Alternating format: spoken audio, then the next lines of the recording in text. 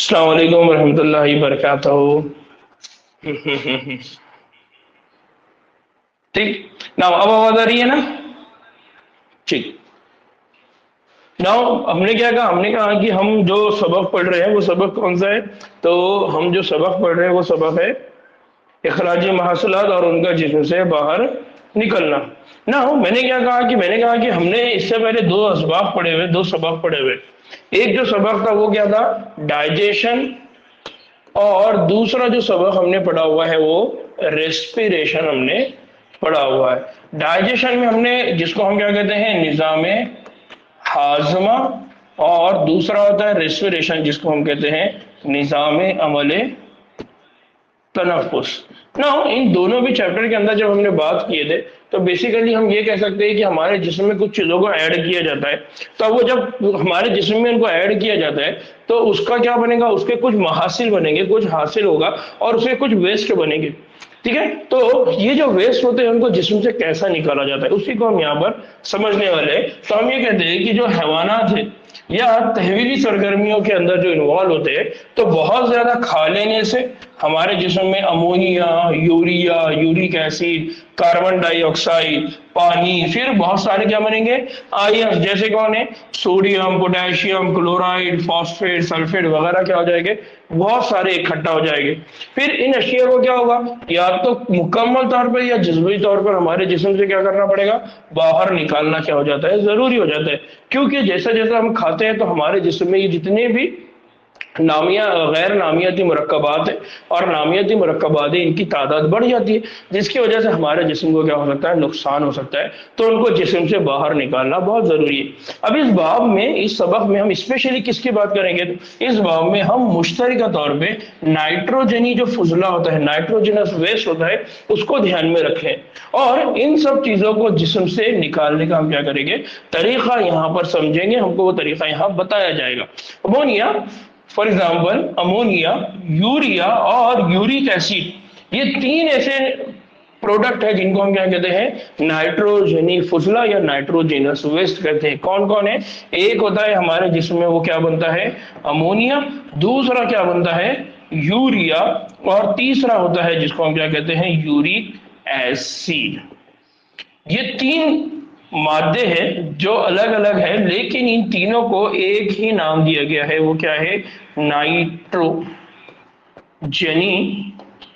फुजला या नाइट्रोजनी वेस्ट इनको कहा जाते हैं। और ये हैवानात क्या करते हैं, इनको क्या करते हैं, खारिज करते हैं। अमोनिया जो होता है, ये जो अमोनिया है ये सबसे जहरीला है। अमोनिया जो है ये सबसे जहरीला होता है, जिसे निकालने के लिए बहुत ज्यादा पानी की जरूरत पड़ती है। तो अमोनिया को अगर निकालना है तो हमको क्या चाहिए, पानी चाहिए, और पानी की जो मिकदार है वो कितनी चाहिए हमको, बहुत ज्यादा पानी की क्या चाहिए, मिकदार चाहिए। फिर जबकि यूरिक एसिड की अगर बात करते हैं तो ये कम जहरीला होता है। यूरिक एसिड की अगर बात करें तो ये कैसा होता है, कम जहरीला होता है, और कम जहरीला होने की वजह से इसको क्या होता है, कम से कम क्या होता है, पानी का क्या होता है, नुकसान होता है। इसको निकालने के लिए क्या होता है, हमारे जिस्म में पानी का जो नुकसान है वो कम से कम होता है। तो हमारे जिस्म में क्या कहा जाता है, हम ये कहते हैं कि अमोनिया ये हाईली टॉक्सिक है, यूरिया ये लेस टॉक्सिक है, जो यूरिक एसिड है ये लीस्ट टॉक्सिक है, यानी कम से कम। यहाँ लफ्ज याद रखना है, क्या है, कम से कम। और इसके मामले में याद रखना है कि ये क्या होता है, कम जहरीला। क्या होता है, कम जहरीला। तो ये तीन बातें अगर आपने याद रखा तो एक सवाल यहाँ पर आता है हमेशा, आप उसका जवाब बहुत आसानी से दे सकेंगे। ठीक है, ये बेसिक कंसेप्ट है जिसको याद रखना है। तो हमारे बॉडी के अंदर जो भी नाइट्रोजनस वेस्ट होते हैं, उन नाइट्रोजनस वेस्ट को तीन शक्लों में बाहर निकाला जाता है। फिर अमोनिया के खराज के जो तरीके हैं, अमोनिया के जो इखराज के तरीके हैं, उन इखराज के तरीकों की बिना पर कि कौन सा मटेरियल जिस्म से निकल रहा है, अमोनिया निकल रहा है, यूरिया निकल रहा है या यूरिक एसिड निकल रहा है, उसकी बुनियाद पर तीन अलग अलग प्रोसेस है, तीन अलग अलग अमल है, उनको नाम दिए गए। फॉर एग्जाम्पल अगर हम ये कहते हैं कि हमारे पास जो जानदार है, उन जानदार में क्या हो रहा है, जो नाइट्रोजिनस वेस्ट है, जो नाइट्रोजनस वेस्ट है या जो नाइट्रोजनी फुजला है, वो अमोनिया की शक्ल में खारिज हो रहा है। तो अमोनिया के खारिज होने के इस तरीके को कहा जाता है अमोनोटेलिज्म। अगर नाइट्रोजिनस वेस्ट अमोनिया की शक्ल में खारिज हो रहा है, तब इस अमल को क्या कहा जाएगा? इस अमल को कहा जाएगा अमोनोटैलिज्म। क्या कहा जाएगा उस अमल को? अमोनोटैलिज्म। अब ये अमोनोटैलिज्म किसके अंदर देखने को मिलता है? कौन से जानदार है जिसके अंदर आपको ये अमोनोटैलिज्म देखने को मिलेगा? तो बच्चों ये याद रखना है, एग्जाम के हिसाब से बहुत इंपॉर्टेंट है। एक होता है जिसको कहा जाता है हड्डी बरदार मछलियां। क्या बोला जाता है इनको? हड्डी बरदार मछलियां, यानी ऐसी मछलियां क्या होती है जिनके पास बोन होती है। तो नॉर्मली हम क्या कहते हैं? Bony fishes. क्या कहते हैं हम उसको? बोनी फिशेस, यानी हड्डीदार मछलियां।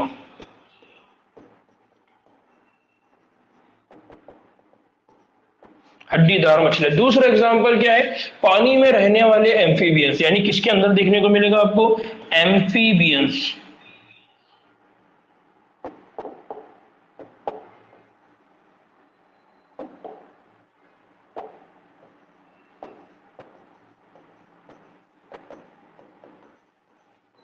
इसके अंदर देखने को मिलेगा एम्फीबियन। और इसी तरह से आपको किसमें देखने को मिलेगा? पानी में रहने वाले कीड़े। किसके अंदर देखने को मिलेगा आपको? इंसेक्ट्स, कीड़ों में। कौन से कीड़े? जो पानी में रहते हैं। क्यों? क्योंकि हमने अभी पढ़ा कि जो अमोनिया है उसको अगर जिस्म से खारिज करना है तो क्या चाहिए? पानी चाहिए, और पानी की जो मिकदार है वो बहुत ज्यादा चाहिए। क्यों ज्यादा चाहिए? तो अभी हमने पढ़ा कि अमोनिया क्या होता है? बहुत ज्यादा जहरीला होता है, बहुत ज्यादा टॉक्सिक होता है, जिसको हमने कहा हाईली टॉक्सिक। फिर अमोनिया जैसा कि ये आसानी से हल पजीर होता है। दूसरा, जो अमोनिया होता है ये बहुत आसानी से हल पजीर होता है, यानी पानी में जैसे ही निकलेगा तो पूरी तरह से क्या हो जाएगा? डिजोल्व। जैसा शक्कर है, पानी में डालेंगे शक्कर हल हो जाएगी, वैसा अमोनिया उमूमन जिस्म की सतह के चारों तरफ नुफूस के जरिए खारिज होता है। ये जो अमोनिया है ये जिस्म के बाहर कैसे निकलेगा? तो ये जिस्म के बाहर निकलेगा by the process of diffusion. Diffusion आपको याद आ रहा है, जिसको हम क्या कहते हैं? नुफूस कहते हैं, अपनी ज्यादा मिकदार से कम मिकदार की तरफ। या मछलियों में अगर बात करें तो मछलियों में गल फड़े की सतह के जरिए अमोनियम आयन के खारिज, यानी किस फॉर्म में निकलता है? ये अमोनियम आयन। इसको याद रखना है बच्चों। ये कुछ ऐसी बातें हैं जो बहुत इंपॉर्टेंट है और वो आपको यहाँ पर बहुत आसानी से समझ में आएगी। फिर इसके खारिज होने में गुर्दे की कोई अहम हिस्सेदारी नहीं है, यानी जब अमोनिया हमारे जिस्म, अमोनिया जानदारों के जिस्म से खारिज होता है तो उनके अंदर गुर्दे का कोई भी इंपॉर्टेंट रोल नहीं है। फिर पानी के तहफ़्फ़ुज़ के लिए बर्री तवाफ़ुक़, जिसको कहा जाता है टेरेस्टेरियल अडेप्टेशन, इसकी जरूरत होती है ताकि हैवानात कम से कम जहरीला नाइट्रोजनी फुजला जैसे यूरिया और यूरिक एसिड क्या करे? पैदा करे। नो, ये बहुत इंपॉर्टेंट टर्म है जिसको कहा जाता है टेरेस्टेरियल अडेप्टेशन। देखिए हम बहुत देर से है ना अडेप्टेशन, जब से हमने इवोल्यूशन पढ़ा है तब से हम अडेप्टेशन की बात कर रहे हैं। तो टेरेस्टेरियल अडेप्टेशन मतलब बर्री तवाफुक। बर्री तवाफुक यानी उसने पानी के एनवायरनमेंट के हिसाब से अपने आप को क्या कर दिया? अपने आप को क्या कर दिया है? तब्दील कर दिया है। उसके अकॉर्डिंग उसने अपने आप को क्या कर दिया है? चेंज कर लिया। ठीक है ना। अगर हम पिस्तानियों की अगर बात करते हैं, यानी हम मैमल्स की अगर बात करते हैं, तो जो मैमल्स होते हैं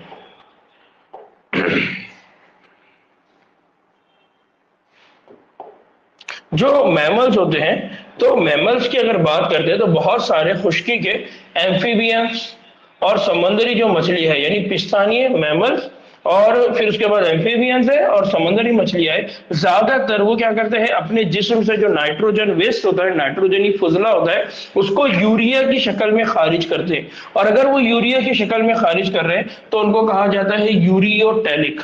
क्या कहा जाता है उनको? यूरियोटैलिक।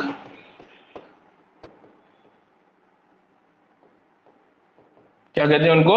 यूरियोटैलिक। क्योंकि अपने जिस्म से जो भी वेस्ट मटेरियल है उसको किस शक्ल में खारिज कर रहे हैं? वो यूरिया की शक्ल में खारिज कर रहे हैं, इसलिए उनको क्या कहा जाता है? उनको कहा जाता है यूरियोटैलिक।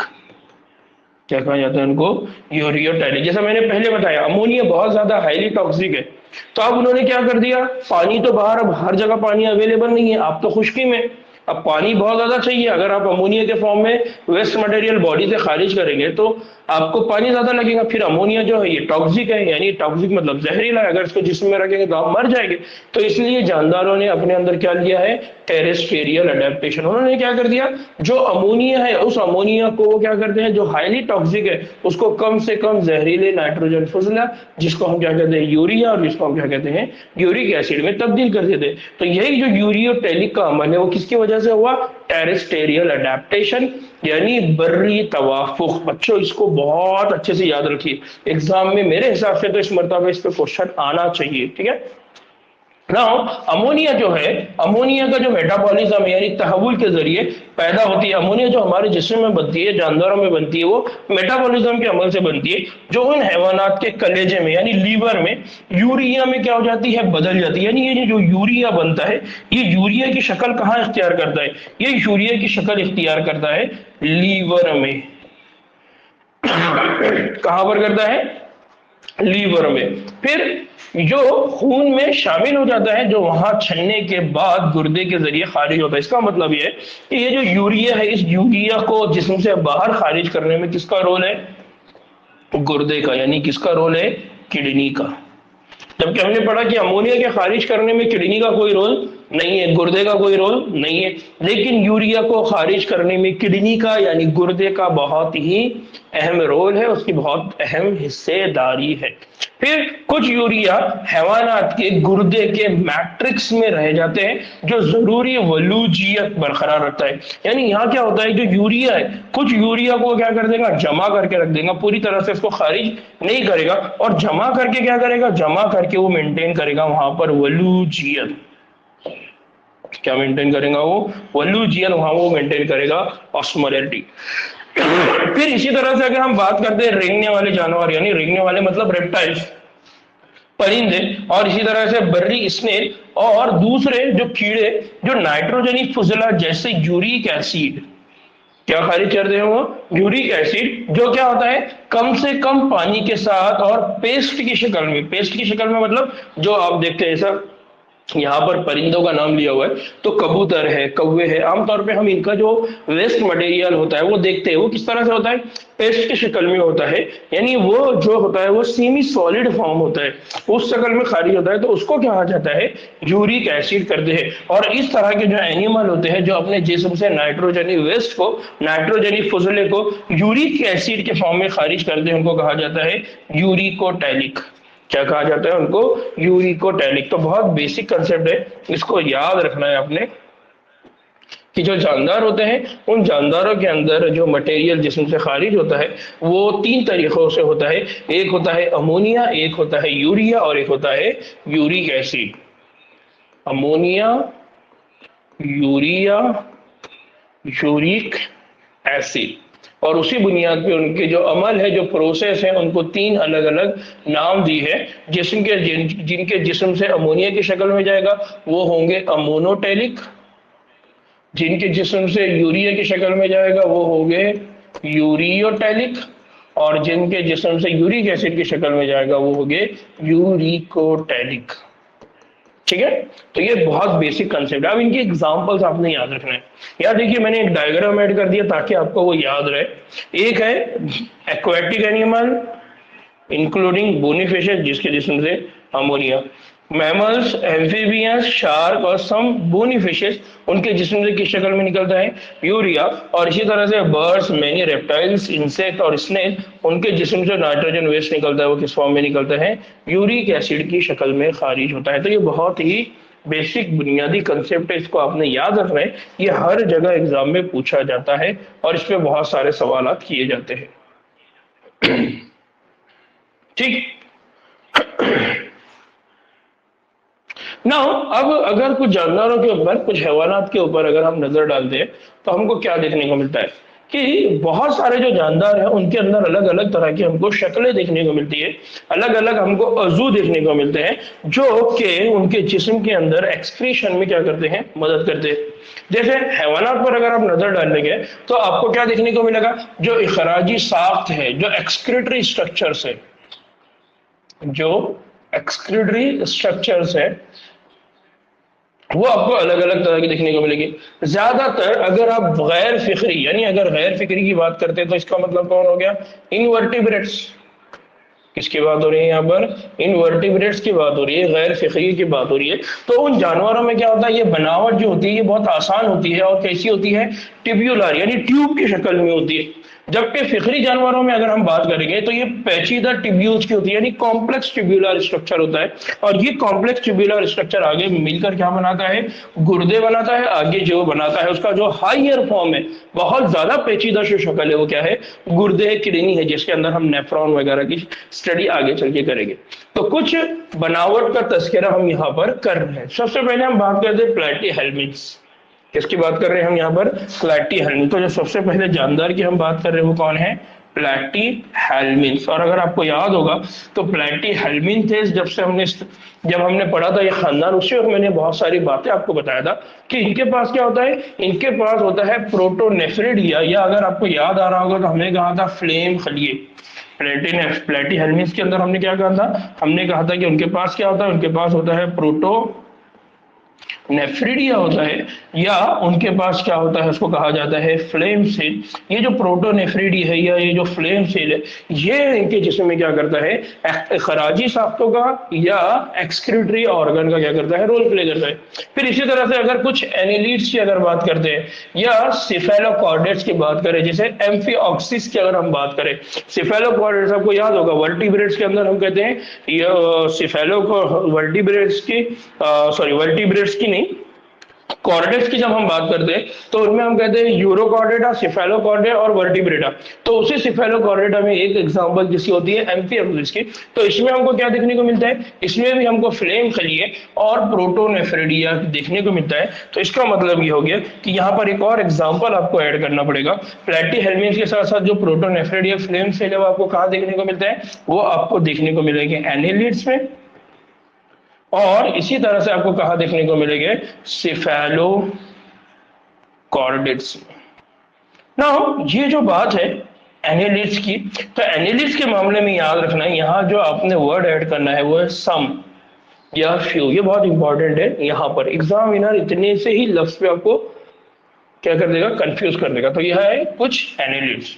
फिर इसी तरह से प्रोटोनेफ्रिडिया जो होते हैं उनका अहम काम जो होता है वो बरखी और सयाल हजम को रेगुलेट करना होता है ना। इसका काम क्या होता है, इसका एक काम तो ये होता है कि वो मेंटेन करता है ऑस्मोलैरिटी, ऑस्मोलैरिटी को मेंटेन करता है, जो सयाल है उसका हजम मेंटेन करता है। ठीक है। दूसरा इलेक्ट्रोलाइट्स, यहाँ पर ये जो बरखी वर्ड इस्तेमाल हुआ है ये बेसिकली इस्तेमाल हुआ है इलेक्ट्रोलाइट्स। इलेक्ट्रोलाइट्स का मतलब क्या होता है, इलेक्ट्रोलाइट्स का मतलब होता है जो आयंस है उन आयंस के कॉन्सेंट्रेशन को मेंटेन करना, उसको रेगुलेट करना। तो जब बर्फी यानी इलेक्ट्रोलाइट्स और सियाल यानी जो लिक्विड है उसके हजम को वो रेगुलेट करता है, तब हम उसको क्या कहते हैं, ऑस्मो रेगुलेशन। क्या कहते हैं हम उसको, ऑस्मो रेगुलेशन। इसी तरह से नेफ्रिडिया केचवे और दूसरे एनिलिड्स की ट्यूबुलर खराजी साख्त है। यानी अब किसकी बात हो रही है, केचुओं की बात हो रही है। केचुए का मतलब यहाँ पर क्या दे रहे हैं, जो दूसरे और अदर एनिमल्स है उनकी हम बात कर रहे हैं। दूसरा हम कहते हैं एनिलिड्स। एनिलिड्स का मतलब अगेन दोबारा यहाँ पर हम कुछ एनिलिड्स की बात करें, वहां पर भी उनकी जिस्म का वो कौन सा साख्त है, ट्यूब्यूलर यानी ट्यूब लाइक साख्त है। फिर नेफ्रिडिया क्या होता है, नेफ्रिडिया देखिए इससे पहले भी हमने पढ़ा कि प्लेटीहेल्मिन्थ्स में कौन है, प्रोटोनेफ्रिडिया। अब इस प्रोटोनेफ्रिडिया की जो हाइयर साख्त है या जो डेवलप साख्त है वो कौन है, नेफ्रिडिया।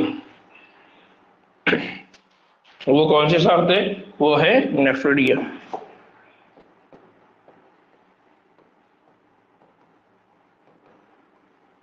ये जो ट्यूब्यूलर साख्त है, ये ट्यूब्यूलर साख्त आपको कहां देखने को मिलेंगी, ये ट्यूब्यूलर साख्त आपको देखने को मिलेगी एनिलीड। और एनिलीड की सबसे अच्छी एग्जांपल कौन है, केचुआ यानी अर्थवर्म। कौन है, केचुआ, जिसको हम क्या कहते हैं, अर्थवर्म। तो अगर आपको याद आ रहा होगा तो अर्थवर्म की केस में हमने पढ़ा हुआ है कि उनके पास जो नेफ्रिडिया है वो नेफ्रिडिया तीन तरह की होती है, सेप्टर नेफ्रिडिया, इंटुगमेंट्री नेफ्रिडिया, याद आ रहा है, फेरेंजियल नेफ्रिडिया, इस तरह से हमने वहां पर पढ़ा हुआ है। तो नेफ्रिडिया क्या करती है, नाइट्रोजनी फुजले को निकालने में और यानी इलेक्ट्रोलाइट्स और सयाली तवाजुन, यानी इलेक्ट्रोलाइट्स और सवाली तवाजुन का मतलब क्या होता है कि ये ऑस्मोटिक बैलेंस यानी अगेन दूसरा जो वर्ड हमने पहले पढ़ा हुआ है, ऑस्मो रेगुलेशन में क्या करती है, मदद करती है। इसी तरह से एक और स्ट्रक्चर है जिसको हमने कहा था माल्फिजियन टिब्यूल्स। क्या कहते हैं हम उसको? Malpighian tubules. और जो माल्फिजियन टिब्यूल्स है वो कहाँ देखने को मिलता है हमको? तलचट्टा, यानी आपको याद आ रहा होगा कॉकरोच। कॉकरोच के मामले में हमने पढ़ा था कि यहाँ जो स्ट्रक्चर होता है वो स्ट्रक्चर होता है माल्फिजियन। क्या होता है? Malpighian tubule.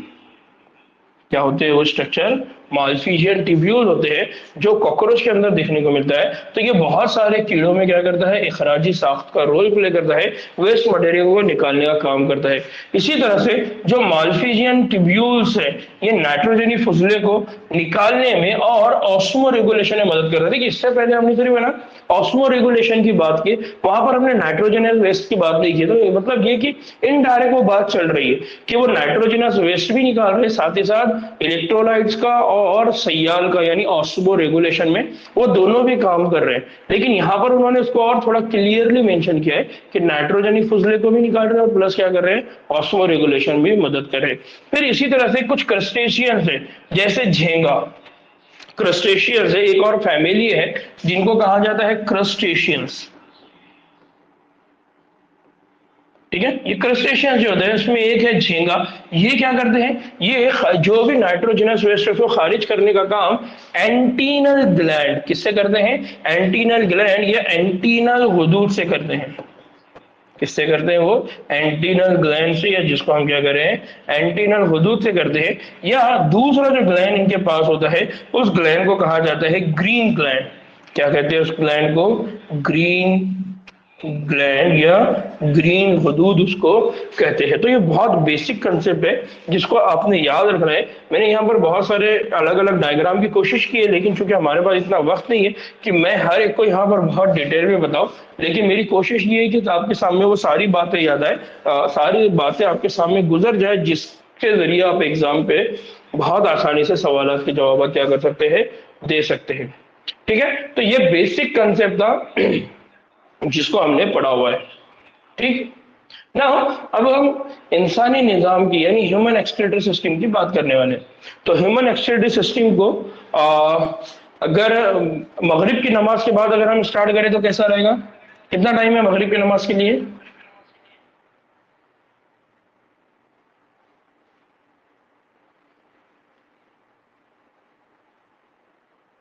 ठीक है, तो हम मगरिब की नमाज के बाद आधा घंटा या 1 घंटा और इंशाल्लाह लेक्चर लेंगे।